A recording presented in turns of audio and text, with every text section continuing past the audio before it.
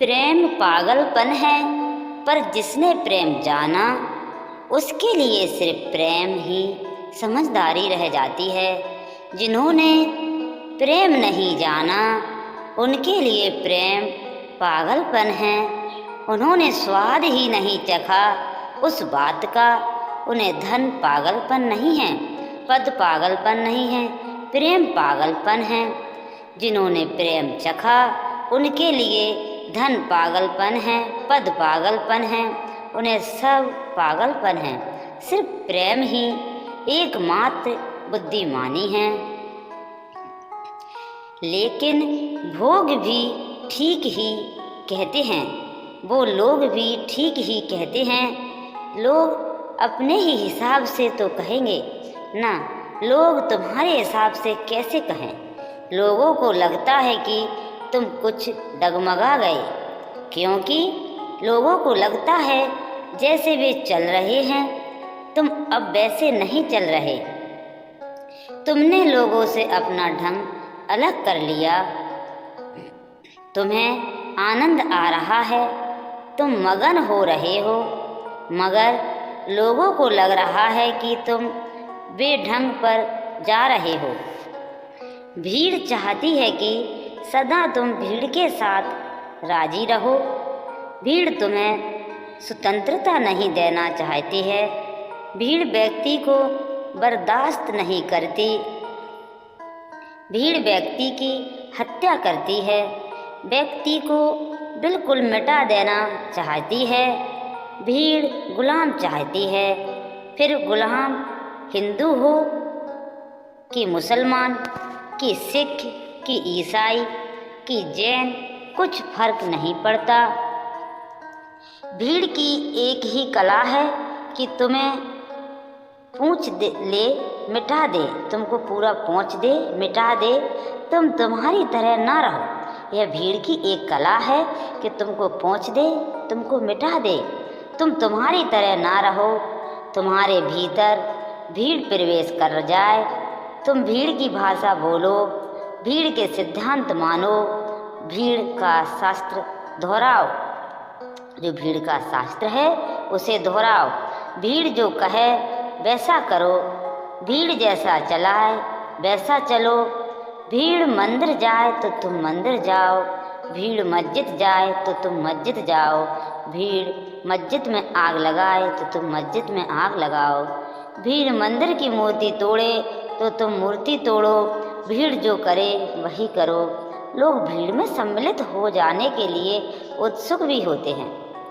कारण है कई एक तो जितना तुम भीड़ के साथ हो जाते हो उतनी ही तुम्हारी चिंता कम हो जाती है। तुम्हारी जिम्मेवारी का भाव, तुम्हारा उत्तरदायित्व का भाव कम हो जाता है। मनोवैज्ञानिक कहते हैं कि जो पाप भीड़ करती है वह व्यक्ति कभी नहीं कर सकता, और अगर किसी भीड़ ने कोई पाप भी किया हो, समझो कि किसी भीड़ ने जाकर मंदिर तोड़ डाला हो, कि गुरुद्वारे में आग लगा दी हो, कि मस्जिद जला दी हो, अगर इस भीड़ के एक एक आदमी से तुम अलग अलग जाकर पूछो तो वह कहेगा कि मैं कैसे कर पाया। कह नहीं सकता हो गया। अगर तुम उससे पूछो कि क्या तुम अकेले यह कर सकते थे, तो वह हिचकिचाएगा। अकेले वह नहीं कर सकता था। अकेले में आदमी के पास थोड़ा सा उत्तरदायित्व का भाव होता है। भीड़ में सब उत्तरदायित्व खो जाता है। भीड़ का नशा पकड़ लेता है। इतने लोग कर रहे हैं तो ठीक ही कर रहे होंगे, फिर इतने लोग कर रहे हैं तो मेरी कोई जिम्मेवारी भी नहीं है। अगर मंदिर जलेगा तो मैं कोई अकेला जिम्मेवार नहीं हूँ। मैंने जलाया ऐसा सवाल ही नहीं, मैं तो सिर्फ भीड़ में था। जलाने वाले तो और ही लोग थे, और भीड़ में हर एक आदमी यही सोच रहा है जैसा तुम सोच रहे हो कि जलाने वाले तो भीड़ में हैं, तो भीड़ में हूँ, सिर्फ भीड़ ने जितने बड़े अपराध किए हैं कभी व्यक्तियों ने नहीं किए। व्यक्तियों के नाम बड़े छोटे मोटे अपराध हैं, असली अपराध भीड़ के नाम हैं। तो व्यक्ति को आसानी भी मिलती है भीड़ के साथ जुड़ जाने में। तुम्हारी अपराध की प्रवृत्ति को भी सुविधा मिलती है, क्योंकि भीड़ के सहयोग के कारण अपराध पुण्य जैसा मालूम होता है, पाप पुण्य बन जाता है। तुम अकेले करो तो मन कचोटेगा, मन आपका नहीं करेगा, ये मना करेगा मन। अंतःकरण पर चोट लगेगी, आपके दिल पर चोट लगेगी, कांटा गड़ेगा। भीड़ के साथ करो, तुम्हें अंतःकरण की कोई चिंता ही नहीं है। अंतःकरण को एक तरफ रख दिया जा सकता है। तुम्हारे भीतर छिपी हुई पशुता को सुविधा से प्रकट होने का मौका मिल जाता है। भीड़ में तुम परमात्मा से दूर हो जाते हो और पशु के करीब हो जाते हो। अकेले में जितने तुम व्यक्ति होते हो उतने ही तुम परमात्मा के करीब होते हो, क्योंकि उतना ही अंतःकरण, उतना ही विचार, उतना ही ध्यान सजग होता है। तुम एक एक कदम सोचकर उठाते हो कि मैं जिम्मेवार हूँ, यह मंदिर जलाऊं, इस दूध पीते बच्चे को मारूं, इसने क्या बिगाड़ा है, इसे कुछ पता भी नहीं है, यह हिंदू है कि मुसलमान है इसका भी पता नहीं है, इसे मैं मारूं। अकेले तुम पाप करने चलोगे, कुछ सोचने ही पड़ेगा। बड़े से बड़ा पापी भी विचार करता है, लेकिन भीड़ के साथ वो पाप पुण्य हो जाता है। मज़े से कर सकते हो और रात आकर निश्चित सो सकते हो, रात में आकर आप निश्चित ही सो सकते हो। उत्तरदायित्व से मुक्ति मिल जाती है।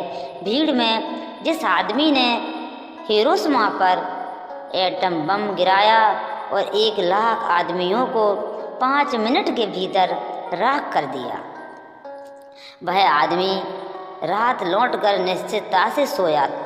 थोड़ा सोचो, 1 लाख आदमी तुमने मार डाले हों और तुम निश्चितता से सो सकोगे? वह आदमी कैसे सो सके? वह आदमी कैसे सो सकेगा? यह मत सोचना कि वह कोई बड़ा भारी दानव था, तुम्हारे जैसा आदमी था, ठीक तुम्हारे जैसा साधारण आदमी था। उसकी पत्नी थी, उसका बच्चा था, उसके माँ बाप थे। किसी ने कभी उसे ऐसा नहीं जाना कि इतना महाहत्यारा है वह। लेकिन सुबह जब पत्रकारों ने पूछा कि इतने लोगों को मारने के बाद तुझे कैसा लगा, उसने कहा कोई सवाल ही नहीं, मैंने आज्ञा का पालन किया, ऊपर से आज्ञा आई थी, मैं आकर निश्चित सो गया, आज्ञा पूरी कर दी, मेरा काम पूरा हो गया, मैं निश्चित सो गया। अब सवाल यह है, आज्ञा किसने दी, इसके लिए कौन जिम्मेवार था? ट्रूमैन प्रेसिडेंट था अमेरिका का। जब यह एटम बम गिरा, जब ट्रूमैन से पूछा गया तो उसने कहा कि मैं क्या कर सकता हूँ, मेरे जनरलों ने सलाह दी थी।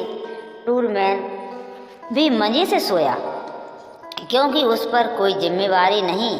और जब जनरलों से पूछा गया, उन्होंने कहा हम क्या कर सकते हैं, राष्ट्रपति की आज्ञा थी। भीड़ में जब कोई बात होती है तो कोई जिम्मेवार नहीं होता, हर आदमी अपनी जिम्मेवारी दूसरों पर टाल देता है। जिम्मेवारी के लिए कोई राजी नहीं होता कि मैं जिम्मेवार हूँ। जिन्होंने एटम बम बनाया उन्होंने भी जिम्मेवारी अनुभव नहीं की। उन्होंने कहा हम तो सिर्फ विज्ञान की खोज कर रहे हैं, हमने इसलिए थोड़े ही बनाया था कि तुम लोगों को मारो, हमने तो बड़ी भारी खोज की है। उन्होंने भी अनुभव नहीं किया कि हमारी कोई जिम्मेवारी है। फिर जिम्मेवार कौन था? 1 लाख आदमी मरे, यह निश्चित बम गिराया गया, यह निश्चित बम बनाया गया, यह निश्चित किसी की आज्ञा से गिरा, यह भी निश्चित था।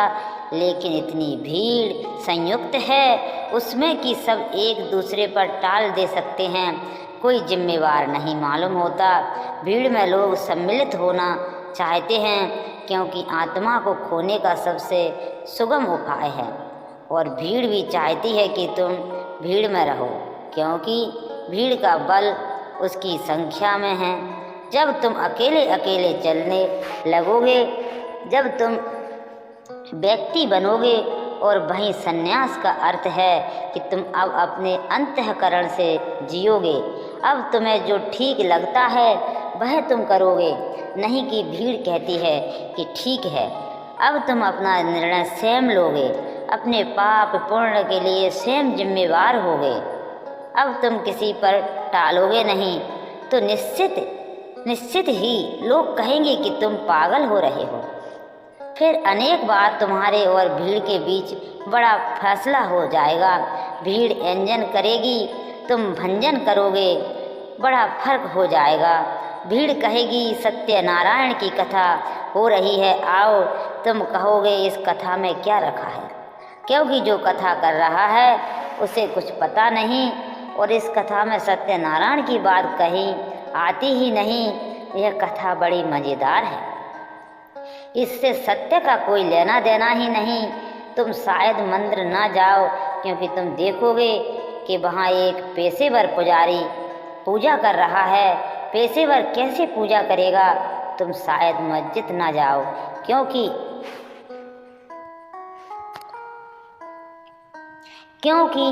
तुम कहो मस्जिद में भी कोई नहीं है, कोई प्रतिमा तो है नहीं, कोई आधार आलम्बन तो है ही नहीं, तो जहाँ सिर झुकाकर बैठ जाऊँगा वहीं मस्जिद हो गई। मस्जिद जाने की क्या ज़रूरत है?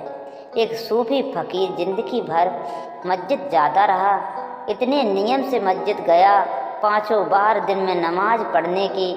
लोग यह सोचना ही भूल गए थे कि कभी ऐसा भी होगा कि वह मस्जिद न आएगा। कभी एक या दो बार ऐसा हुआ था जबकि वह बहुत बीमार था और उठ ना सका, तो ही कभी गांव छोड़कर नहीं गया कि दूसरे गांव जाए और वह मस्जिद ना हो। लेकिन एक दिन सुबह लोगों ने पाया कि वह नहीं आया। कल शाम तक तो आया था, बिल्कुल ठीक था, तो बीमार भी नहीं हो सकता। एक ही शक हुआ कि बूढ़ा आदमी मर ना गया हो। मस्जिद के बाद लोग सीधे उसके घर में मस्जिद के बाद लोग सीधे उसके घर पहुँचे। वह अपने घर के सामने झोंपड़े के सामने एक वृक्ष के नीचे बैठा ढपली बजा रहा था और गीता गा रहा था। उन्होंने कहा, बुढ़ापे में नास्तिक हो गए, बुढ़ापे में कुफ्र सूझा, काफिर हो गए, मस्जिद क्यों नहीं आए? वह फकीर हंसा और उसने कहा कि जब तक अज्ञानी थे तब तक आए, जब तक पता नहीं था कि परमात्मा सब जगह है तब तक मस्जिद आए। अब तो पता है कि सब जगह है, यहाँ भी है वहाँ भी है, कहाँ आना कहाँ जाना। अब तो जहाँ है वहीं गीत गाएंगे। अब तो हर गीत नमाज है, मगर भीड़ इससे राजी नहीं हुई।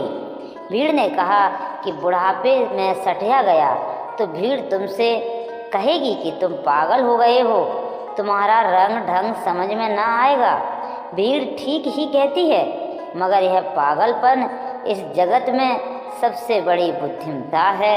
बुद्ध को भी भीड़ ने कहा था पागल हो गए, कबीर को भी भीड़ ने कहा था पागल हो गए, क्राइस्ट को भी भीड़ ने कहा था पागल हो गए। भीड़ सदा से यही कहती रही है। तुम सौभाग्यशाली हो कि भीड़ तुमको भी पागल कह रही है। इस पागलपन को कष्ट मत समझना, इसे भीड़ की तरफ से तुम्हारे व्यक्तित्व का सम्मान समझना। ओशो के लिए सत नमन। वीडियो देखने के लिए थैंक यू। चैनल को सब्सक्राइब करें, लाइक करें और ओशो के ऐसे विचारों से आप जुड़े रहें।